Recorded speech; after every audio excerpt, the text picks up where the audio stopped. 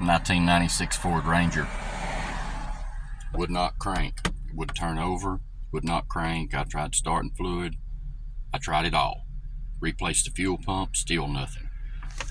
Right down here is what's called an inertia switch. It trips, but mine was not tripped. See them wires coming off the bottom of it? It's got a plug. Mine was unplugged.